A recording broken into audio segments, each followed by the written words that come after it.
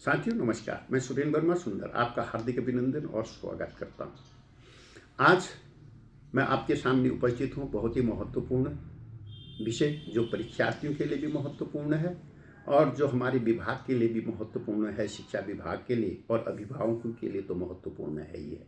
तो मैं चर्चा करने जा रहा हूं आज आपसे बोर्ड परीक्षा और मनोविज्ञान के बारे में। तो साथियों, परीक्षा पर चर्चा का संदर्भ भारत में बोर्ड परीक्षा केवल अंक प्राप्त करने का माध्यम नहीं है, बल्कि एक सामाजिक मानसिक घटना भी है। हर वर्ष, प्रत्येक वर्ष लाखों विद्यार्थी, जिनमें से कई विद्यार्थी पहली बार 10वीं की बोर्ड परीक्षा में अपनी उपस्थिति दे रहे होते हैं या उसका सामना कर रहे होते हैं या 12वीं की बोर्ड परीक्षा दे रहे होते हैं, वे इस दौर से गुजरते हैं।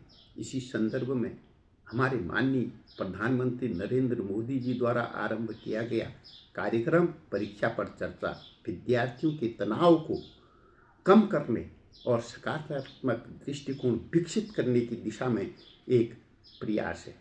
यह पल बताती है कि परीक्षा केवल शैक्षणिक नहीं, मनोवैज्ञानिक विषय भी है। साथियों, आज अगर हम शिक्षाविदों के और बाल मनोविज्ञान का प्रश्न लें तो हम देखेंगे और पाएंगे कि शिक्षा विभाग में बहुत ही अनुभवी शिक्षाविद और मनोविज्ञान के ज्ञाता नीतियों का निर्धारण करते हैं और वो बनाते हैं। दूसरी ओर विद्यार्थी, विशेषकर जो पहली बार परीक्षा का सामना कर रहे होते हैं, बोर्ड परीक्षा का, विशेषकर 10वीं कक्षा में और 12वीं के ऐसे आयु वर्ग के बच्चे होते हैं जहां आत्मविश्वास, पहचान, भविष्य की चिंता गहरे रूप से सक्रिय रहती है। साथियों, इस अवस्था में परीक्षा क्रम, एग्जाम जो शेड्यूल होता है, वह केवल तिथियों का क्रम नहीं है, बल्कि भावात्मक अनुभव का क्रम भी बन जाता है। उदाहरण के लिए central board of secondary education CBSE, जिसमें आज अधिकाधिक स्कूल आच्छादित हैं, कई बार 10वीं की पहली परीक्षा गणित और 12वीं की पहली परीक्षा भौतिकी जैसे अपेक्षाकृत जटिल विषयों से शुरू होती है, जैसा कि इस सत्र में भी किया गया है। 2026 मई फरवरी में जो ये परीक्षाएं प्रारंभ की हैं, उसमें 10वीं का जो पहला विषय है अपेक्षाकृत ज़्यादा जटिल गणित विषय पर, और 12वीं की परीक्षा में फिजिक्स, भौतिक विज्ञान को रखा गया है, जो माना जाता है कि अपेक्षाकृत जटिल है।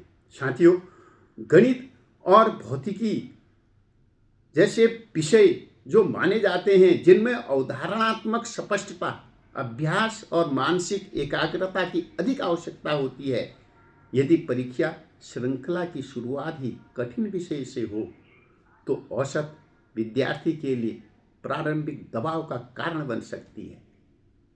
क्या सरल से कठिन की ओर बढ़ना अधिक उचित? बाल मनोविज्ञान के अनुसार सकारात्मक प्रारंभ, पॉजिटिव स्टार्ट, आत्मविश्वास निर्माण में अत्यंत सहायक होता है। यदि परीक्षा अपेक्षाकृत सरल या भाषा आधारित विषय से शुरू हो तो विद्यार्थी को शुरुआती सफलता का अनुभव मिलता है, उसका आत्मविश्वास बढ़ता है और तनाव का स्तर नियंत्रित रहता है। आगे की कठिन परीक्षाओं के लिए मानसिक तैयारी बेहतर होते चली जाती है, असफलता का भय कम होता है।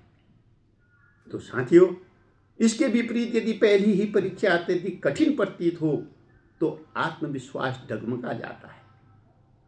अगले पेपर पर भी, अगले प्रश्न पत्र पर उसका नकारात्मक प्रभाव पड़ सकता है और परीक्षा अनुभव तनावपूर्ण बन सकता है। तो साथियों, मेरा मानना है और मनोवैज्ञानिक भी जो मानते हैं वो मानते हैं कि कोई भी कार्य अगर हम सरल से कठिन की ओर करें तो उसमें आदमी का आत्मविश्वास बढ़ता है और उसमें सफलता की दर भी अधिक होती है। लेकिन प्रशासनिक तर्क भी समझने का प्रयास करते हैं। यह भी ध्यान देने योग्य है कि परीक्षा क्रम केवल मनोवैज्ञानिक आधार पर तैयार नहीं किया जाता है। विषयों की संख्या और परीक्षार्थियों की संख्या और केंद्रों की उपलब्धता और मूल्यांकन प्रक्रिया और समय सीमा जैसे अनेक प्रशासनिक कारण भी इसको तय करते हैं कि कौन सा विषय पहले होगा। इसलिए इसमें ज़्यादा संवेदनशील होकर निर्णय लेने की आवश्यकता है, परंतु मनोवैज्ञानिक पक्ष की उपेक्षा भी नहीं की जानी चाहिए। साथियों, इसके लिए एक संतुलित दृष्टिकोण यह हो सकता है कि परीक्षा क्रम बनाते समय मनोवैज्ञानिक सलाह को औपचारिक रूप से शामिल किया जाए। कठिन विषयों से पहले 3-4 दिन का पर्याप्त अंतर रखा जाए। विद्यार्थियों को पूर्व परीक्षा परामर्श काउंसलिंग उपलब्ध कराया जाए। परीक्षा पर चर्चा जैसे कार्यक्रमों को विद्यालय स्तर तक नियमित बनाया जाए। साथियों, बोर्ड परीक्षा जीवन का अंतिम सत्य नहीं है। बच्चों से भी कहना चाहूँगा कि जीवन जो है वो इन परीक्षाओं से बहुत आगे और बहुत बड़ा है। दुनिया बहुत बड़ी है। एक परीक्षा जीवन का निर्धारण नहीं कर सकती है। बोर्ड परीक्षा जीवन का अंतिम सत्य नहीं है, बल्कि यह एक चरण मात्र है। यदि शिक्षा नीति में बाल मनोविज्ञान को अधिक महत्व दिया जाए और परीक्षा क्रम सरल से कठिन की ओर व्यवस्थित किया जाए तो विद्यार्थियों का आत्मविश्वास क्रमशः बढ़ेगा। अंततः उद्देश्य यह होना चाहिए कि परीक्षा ज्ञान की जांच का माध्यम बने, भय का नहीं, और विद्यार्थी स्वयं को आंकड़ों में नहीं संभावनाओं में देख सकें। तो साथियों, ये विचार थे मेरे, जो अगर आपको अच्छे लगे हों तो प्लीज़ लाइक करें, कमेंट करें, शेयर करें और सब्सक्राइब करना न भूलें। और दूसरी ओर एक विषय और इसी में के साथ उठाना चाहूँगा जो बच्चों के भविष्य के साथ जुड़ा हुआ है। साथियों, वैसे ही उत्तराखंड जो है वो प्राकृतिक आपदाओं से घिरा हुआ प्रदेश है।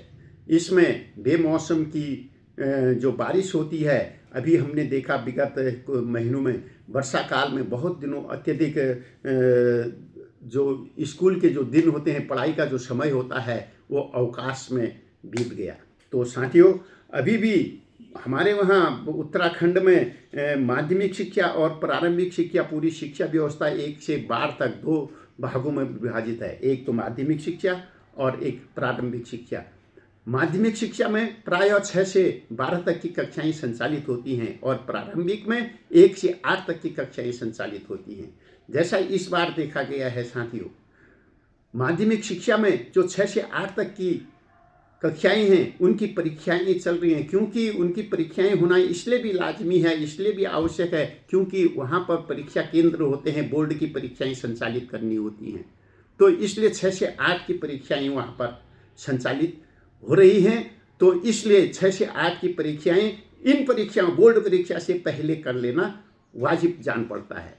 लेकिन साथियों, दूसरी ओर जो हमारी प्रारंभिक शिक्षा है वहाँ पर 6 से 8 तक की जो कक्षाएं हैं उनकी परीक्षाएं लगभग समाप्त हो गई हैं 17 फरवरी को।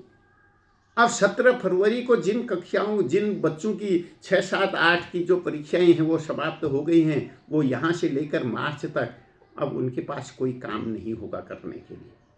तो साथियों, स्कूल में बच्चे नहीं होंगे। दूसरी तरफ अगर उनके शैक्षणिक दिन इस समय अगर बढ़ाए जाते, वहाँ पर परीक्षाएं बाद में संपन्न होती 6 से 8 तक की। मैं जूनियर जिसमें प्रारंभिक शिक्षा की बात कर रहा हूँ साथियों, प्रारंभिक शिक्षा में जो 6, 7, 8 की शिक्षा होती है, अगर वहाँ पर परीक्षाएं मार्च में संपादित की जाती तो बच्चों को उतने शैक्षणिक दिन पढ़ने के लिए और मिलते और टीचर्स भी अपने कार्यक्रम में व्यस्तता लाते और उस ढंग से बच्चों को कुछ न कुछ फायदा उसका होता।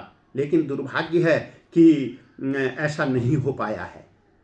तो अब क्योंकि परीक्षाएं 17 तारीख को समाप्त हो गई हैं, केवल एक परीक्षा रह गई है जो मार्च के महीने में होनी है। तो इस जो यहाँ से लेके 17, 18 से लेकर के पूरा 28, 10 दिन, 11 दिन ये और वहाँ 4-5 दिन, इतने दिन बच्चे खाली घर में बैठे रहेंगे। तो साथियों, इस पर अवश्य सोचने की ज़रूरत है। भविष्य में इसमें ध्यान देने की आवश्यकता है कि इस प्रकार के परीक्षा कार्यक्रम का निर्धारण न किया जाए। बढ़ते स्कूल के दिनों में, शैक्षणिक दिनों में कैसे वो ज़्यादा उपयोगी हो सकें, इसका हमें प्रबंध करना होगा। क्योंकि अभी हमने देखा विगत वर्ष भी बरसात के समय में बहुत दिन प्राकृतिक आपदा के कारण स्कूल बंद रहे थे, जिससे शैक्षणिक दिवसों का नुकसान बच्चों को हुआ था। टीचर पढ़ाना चाहता है, लेकिन अफसोस है कि कभी ट्रेनिंग के नाम पर, कभी शैक्षणिक अन्य गतिविधियों के नाम पर टीचर को भी भरमाया जा रहा है। उनको विद्यालय तक और बच्चों तक पहुंचने का अवसर बहुत कम प्राप्त हो रहा है। मुझे विश्वास है कि इस पर अवश्य नीति निर्धारक जो हैं वो विचार करेंगे और अधिक से अधिक समय बच्चों को शैक्षणिक दिवसों का लाभ उठाने के लिए देने का प्रयास करेंगे और टीचर को अधिकतम समय अन्य जो कार्य हैं उनसे दूर रह करके उन कार्यों में उनकी संलिप्तता न हो करके कितने प्रकार के कार्य अध्यापकों को दिए जाते हैं। प्रशिक्षण के नाम पर केवल बजट की अब क्या कहें समायोजन मात्र भर हो रहा है। अगर इसी से अगर शैक्षणिक उन्नति होनी होती तो जिससे हमारे विद्यालयों का जो राजकीय विद्यालय हैं, जो गवर्नमेंट द्वारा संचालित जो विद्यालय हैं, वहाँ के शैक्षिक स्तर उन पब्लिक स्कूलों से तथाकथित जिनसे तुलना की जाती है उनसे अच्छी होती और बहुत जगहों पर अच्छी है। पर दुर्भाग्य ये है कि हमारे पास वहाँ पर मानव संसाधन बहुत कम है। तो मानव संसाधन अगर बनेगा तो निश्चित तौर पर और भी जो बेहतर शिक्षा है, ऐसे हमारे इस समय के जो हमारे अध्यापक हैं वो बहुत ही मेहनत कर रहे हैं, मेहनती अध्यापक हैं, टैलेंटेड अध्यापक हैं और वो बहुत अच्छा कार्य कर रहे हैं। ये आपने कपकोट के आदर्श विद्यालय का नाम सुना होगा। ऐसे गरुड़ में भी और जनपद के ही नहीं पूरे राज्य में बहुत सारे राजकीय विद्यालय ऐसे हैं जो किसी भी प्राइवेट स्कूल को जो टक्कर देने में या उनसे अच्छा शैक्षणिक माहौल बनाने में सक्षम रहे हैं। ये इस बात का उदाहरण है। साथियों ये चर्चा परिचर्चा आपको कैसी लगी तो अवश्य इस पर अपना राय दें, कमेंट करें। फिर मिलते हैं एक नई सीरीज के साथ।